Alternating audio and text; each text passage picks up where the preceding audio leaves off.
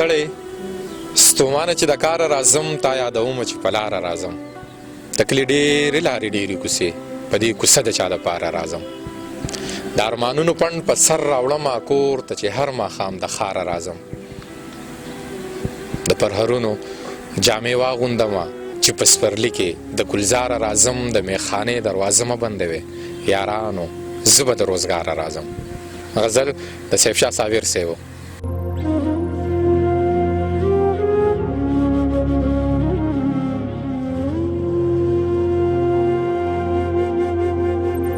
د هغې پورې غره نه د مازدیګر او د ماښام ترمنځه یو لیونی شانتې ټپه راخیږي دا لیونی ګرځه وطن کې ګرځه چې ډاډه در باندې یمه نیازک خان.